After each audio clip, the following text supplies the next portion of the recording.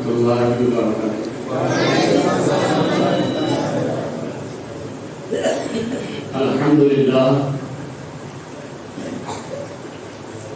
الحمد للہ رب العالمین والعاقبۃ للمتقین والصلاة والسلام على سید الانبیاء والمرسلین وعلى آلہ واصحابہ اجمعین، اما بعد اعوذ باللہ من الشیطان الرجیم، بسم اللہ الرحمن الرحیم۔ یا ایھا الذین آمنوا اتقوا اللہ وکونوا مع الصادقین۔ صدق اللہ العلی العظیم وصدق رسولہ النبی الامین المختار الکریم، ونحن على ذلك لمن الشاهدین والشاکرین والحمد للہ رب العالمین۔ آئیے ہم اپنے دستور کو باقی رکھتے ہوئے کچھ عرض و معروض سے قبل اپنے آقا و مولا حضور رحمت عالم نور مجسم رسول محترم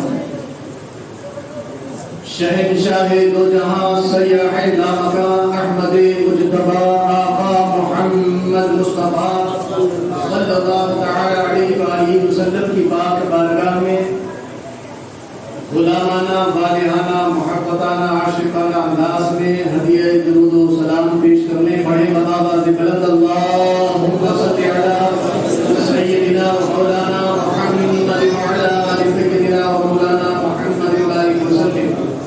صلاۃ و سلام علیک یا رسول اللہ یا حبیب اللہ صلی اللہ تعالی علیہ وآلہ وسلم۔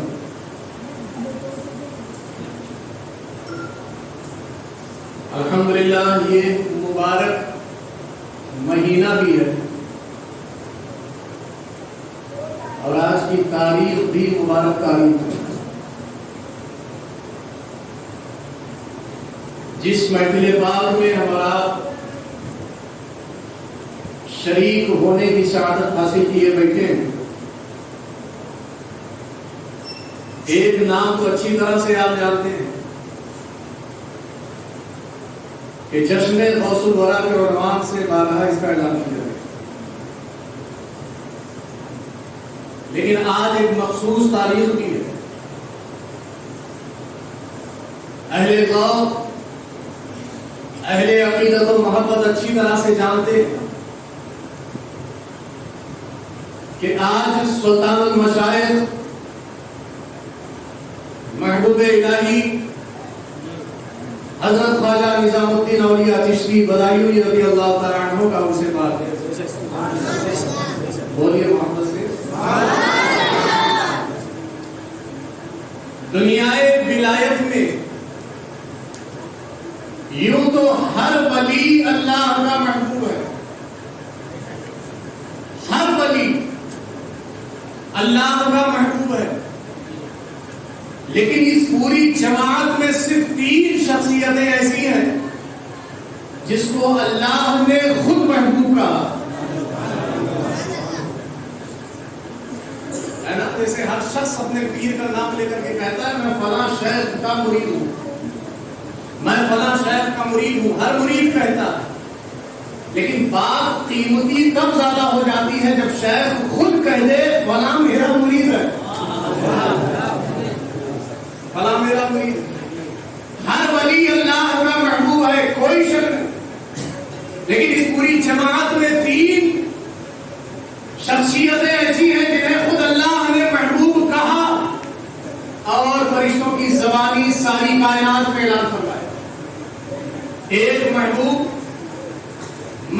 سبحانی، قطب سمدانی، پیر لاسانی، شہباز لامکانی، پیران پیر روشن ضمیر سرکار غوث الاعظم دستگیر سیدنا شیخ میرا محی الدین ابو محمد عبد القادر جیلانی حسنی حسینی بغدادی رضی اللہ تعالی۔ یہ محبوب۔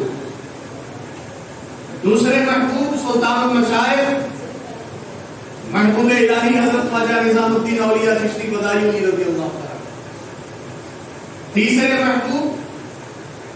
محبوب یزدانی تاریخ السلطنت غوث العالم حضرت مخدوم سلطان میر سید اشرف جہانگیر سنگھانی قدس سرہ النورانی. یہ تین شخصیتیں ایسی ہیں جنہیں دنیا ولایت میں اللہ نے خود اپنا محبوب کہا.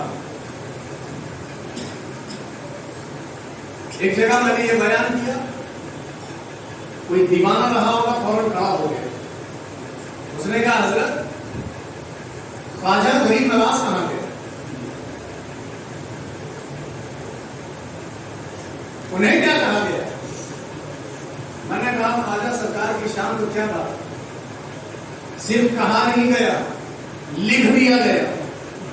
جب سرکار کا وصال ہوا, آج بھی چوکھٹ پر دیکھیں دروازے پر لکھا, لیکن جب سرکار کا وصال ہوا تھا تو قدرتی طور پر سنہرے حرفوں میں سرکار خواجہ کی پیشانی پر لکھا ہوا تھا ھذا حبیب اللہ ھذا فی حب اللہ. یہ اللہ کے حبیب ہیں, اللہ کی محبت میں پڑتا ہے. بہرحال عظمتیں اور شان بزرگوں کی سب کی جدا جدا. قابل مبارکباد ہیں وہ لوگ جو اولیاء اللہ سے وابستہ ہیں, ان سے عقیدت رکھتے ہیں, ان کی محبتیں رکھتے ہیں. اس لیے کہ میں اپنی تقریر کا آغاز سرکار محبوب الہی کے اس قول سے کرنے لگا ہوں. سرکار خواجہ نظام الدین اولیاء رضی اللہ تعالیٰ عنہ ایک مرتبہ اپنے عقیدت مندوں اور مریدین کی محفل میں فرمانے لگے کہ میاں سنو, جب اللہ کے قہر سے قانون زمین میں دھسایا جانے لگا, یہ پورا واقعہ سنا ہے بارہ آپ نے بڑا سے ہے نا. حضرت موسیٰ کی امت میں قانون تھا, اس نے زکات کا انکار کیا, اس زمانے میں جو ہے سزائیں فوراً مل جاتی تھی. یہ تو ہماری اور آپ کی نصیب ہے کہ ہم آخری نبی کی امت میں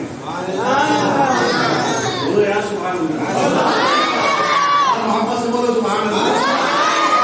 یقیناً کرم ہے, کوئی مانے یا نہ مانے, نہ ماننے والے بھی عجیب ہے. ایک شیخ کے سامنے آئے, حضور کے سامنے آئے, کہا یہ کیسا عقیدہ ہے آپ کو کہتے ہیں حضور حاضر و ناظر ہے, یہ کہاں سے عقیدے بنا لیا آپ نے؟ اس بزرگ نے فرمایا دیکھیے کوئی مولانا ہوتا تو کتابیں کھول کر دلیل پر دلیل دیتا ہے نا, لیکن اللہ والوں کی شان ہی نرالی, ہاں اللہ والوں کی شان ہی نرالی ہے. انہوں نے کوئی کتاب نہیں کھولا. جب سوال ہوا کہ یہ کہاں سے عقیدے پڑھ لیا آپ نے, اس بزرگ نے کہا ہم نے گڑھا نہیں ہے, قرآن و حدیث کا دیا ہوا عقیدہ ہمارا عقیدہ ہے, لیکن اگر تجھے سمجھنا ہے کہ حضور حاضر و ناظر ہیں یا نہیں ہیں تو دیکھ سامنے آئینہ ہے, جا کر کھڑے ہو جائے آئینے کے سامنے. اسے آئینے کے سامنے کھڑا کروا دیا. آپ کچھ سمجھ میں آیا؟ کہا کیا سمجھ میں آیا؟ خود کو دیکھ رہا ہوں. اس بزرگ نے کہا اپنے چہرے پر غور کر. کہا ہاں دیکھ تو رہا ہوں, میں بہت اسمارٹ ہوں, میں بڑا خوبصورت ہوں. اس بزرگ نے کہا اب بھی سمجھ میں نہیں آیا کہ حضور حاضر و ناظر ہے. کہا کیا مطلب؟ اس بزرگ نے فرمایا کہ اب تھوڑی دیر کے لیے آنکھیں بند کر اور اپنی زندگی کے سارے پچھلے گناہ یاد کر. کیا کیا تم نے کیا ہے سارے گناہ یاد کر, پھر آنکھیں کھول کر دیکھ. اگر تیرا چہرہ سلامت ہے یہ دلیل ہے اس بات کی حضور حاضر و ناظر ہے. ورنہ بنی اسرائیلیوں میں کیا ہوتا تھا, پہلے زمانے میں کیا ہوتا تھا, بندہ جو بھی گناہ کرے یا تو اس کی پیشانی پر لکھ دیا جاتا تھا یا تو اس کے دروازے پر فرشتے لکھ جاتے تھے یہ اس گناہ کا مجرم ہے, یہ اس گناہ کا مجرم ہے. وہ شاید فرمانے لگے سوچ تیرے گناہوں کو اللہ نے کس کے صدقے میں ڈھانپا ہوا. اگر تیرے گناہ آج تیری بیوی کو معلوم ہو جائے, آج وہ تجھ پر لعنت بھیج کر اسی وقت گھر چھوڑ کر چلی جائے گی. تیرے بچوں کو اگر تیرے گناہ کا علم ہو جائے تو تجھے بات کہتے ہوئے شرم محسوس کرے گی. تیرے علاقے والوں کو تیرے گناہ کا علم ہو جائے تو تو مر جائے گا, کوئی تیری نماز جنازہ پڑھنے کے لیے تیار نہیں ہوگا. آج اگر سماج میں تیری عزتیں ہیں, تیرا چہرہ سلامت ہے تو اس لیے ہے کہ میرے نبی کا صدقہ. جس کا صدقہ ہے میرے نبی کا صدقہ ہے. میں عرض یہ کر رہا تھا قانون کو جب حکم الہی سے غضب الہی سے سزا ملی زمین میں دھسایا جانے لگا. حضرت محبوب الہی اپنے مریدین کو فرما رہے ہیں سنو اولیاء انبیاء کی محبتیں اللہ کے محبوبوں کی محبتیں کتنا فیض دیتی ہیں اور کیسے کیسے مقام مقام آتی ہیں کہ جب قہر الہی سے قارون زمین میں دھسایا جانے لگا مسلسل وہ زمین میں دھس رہا ہے. جب چوتھے طبق میں پہنچا وہاں کی کائنات کے لوگوں نے وہاں کی مخلوق نے اس سے پوچھا کون ہے تو کس قوم کا ہے تو. ذہن حاضر ہے آپ کا دنیا ایک ہی تو نہیں ہے نا. صوفیہ فرماتے ہیں اللہ نے اس طرح سے 18,000 عالم پیدا کیے. کتنے 18,000 عالم. سرکار محبوب الہی فرماتے ہیں جب وہ زمین میں دھس رہا تھا چوتھے طبق میں پہنچا دھستے دھستے وہاں کی مخلوق نے پوچھا کون ہے تو کس قوم سے ہے تو. اس نے بس اتنا کہا میں حضرت موسیٰ علیہ السلام کی قوم سے ہوں. زبان پر اللہ کے ایک محبوب کا نام آ گیا. کس کا نام آ گیا؟ اللہ کے ایک محبوب کا نام آ گیا. جیسے ہی حضرت موسیٰ کا نام لیا اس عذاب کی کیفیت میں فوراً حکم الہی ہوتا ہے فرشتوں بس رک جاؤ بس رک جاؤ اسے اور نہیں دھسانا. اس نے میرے محبوب کا نام لے لیا. اس نے میرے محبوب کا نام لے لیا ہے بس رک جاؤ. اتنا واقعہ بیان کرنے کے بعد حضرت خواجہ نظام الدین اولیاء پھوٹ پھوٹ کر رونے لگے. پھوٹ پھوٹ کر رونے لگے. لوگوں نے کہا حضور کیا ہوا؟ سرکار نظام الدین اولیاء نے بڑی امید کے ساتھ اپنی آنکھیں کھولی اور آپ نے فرمایا سنو یہ واقعہ کس کا ہے؟ جو اللہ کا دشمن تھا. قارون کون تھا بھائی؟ اللہ کا دشمن تھا. اللہ کے دین کو اس نے نہیں مانا. اللہ کی وہ شریعت جو جناب موسیٰ سے ملی اسے نہیں مانا. یہ اللہ کا دشمن تھا. حضرت محبوب الہی ہوتے ہوئے فرماتے ہیں یہ واقعہ اللہ کے دشمن کا ہے. جب عذاب کی کیفیت میں دشمن کی زبان پر محبوب کا نام آ جائے گا تو اللہ تعالیٰ عذاب روک دیتا ہے. ہم مومنوں کا نصیبہ تو دیکھو کہ ہم اللہ کے دشمن نہیں. ہم گنہگار ضرور ہیں ہم گنہگار ضرور ہیں لیکن اللہ کے دشمن نہیں ہیں. ہم موسیٰ کو بھی مانتے ہیں ہر نبی پر ایمان لاتے ہیں. حق تو یہ ہے کہ امام الانبیاء کے ہم امتی ہیں. ہم تو اللہ کے سارے محبوبوں سے محبت کرنے والے ہیں. بتاؤ اللہ کی دوزخ ہم کو کیسے جلائے گا؟ اللہ کی دوزخ ہمیں کیسے جلائے گا؟ بزرگوں کی محبت اور عقیدت کا فائدہ اور فیض ملتا ہے. سمجھے آپ؟ ملتا ہے نا. اچھا یہ بھی سب کے حصے میں نہیں ہے کہ فیض بھی سب کے حصے میں نہیں ہے. چاہے جتنی دلیلیں دے دو ہر شخص سمجھ نہیں پاتا. اچھا کچھ لوگ بڑے اتنے زیادہ عیل ہوتے ہیں کہ چاہے جتنی دلیلیں دے دو وہ قسم کھائے بیٹھے رہتے ہیں کہ ہمیں سننا ہی نہیں ہے ہمیں سمجھنا ہی نہیں. جیسے کہ ایک بزرگ کے پاس دو لوگ لڑتے ہوئے آئے. ایک یہ کہہ رہا تھا کہ میرا عقیدہ ہے حضور صلی اللہ علیہ وسلم حشر کے میدان میں ہم گنہگاروں کی شفاعت کریں گے. آپ کا کیا عقیدہ ہے؟ یہی ہے کیا اور کچھ ہے؟ یہی ہے الحمدللہ.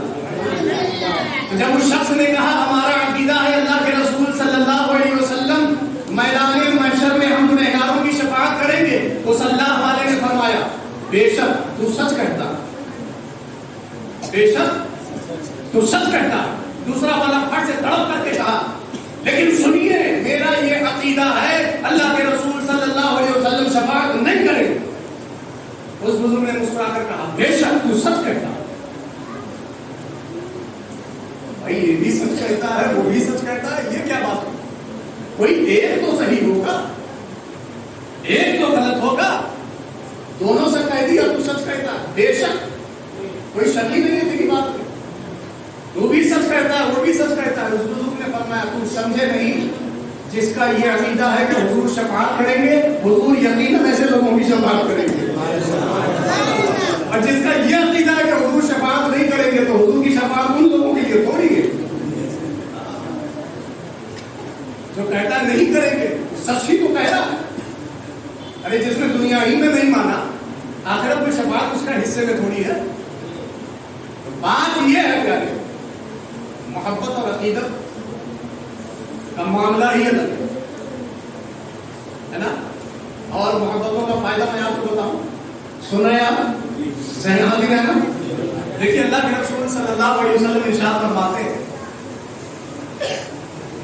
انسان جب گناہ کرتا ہے، زندگی میں جب پہلا گناہ اس سے ہوتا ہے تو اس کے دل میں ایک سیاہی پیدا ہوتی ہے، سیاہی کا ایک نقطہ، سیاہی کا ایک نقطہ اس گناہ کی منحوسیت سے اس کے دل میں پیدا ہوتا ہے، کالا نقطہ۔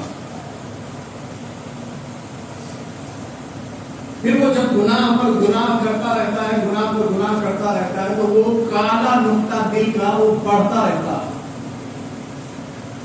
حتیٰ کہ بندہ جب گناہ سے پلٹتا نہیں ہے، وہ مسلسل گناہ پر گناہ کیے جا رہا ہے، گناہ پر گناہ کیے جا رہا ہے، پوری عمر اس کی گزر جاتی ہے، 50 سال 60 سال 70 سال 100 سال پوری عمر گزر جاتی ہے۔ ایک دن ایسا آتا ہے جب اس کا پورا دل کالا ہو جاتا ہے، گناہ کرنے کی عادت سے اس کا پورا دل کالا ہو جاتا ہے۔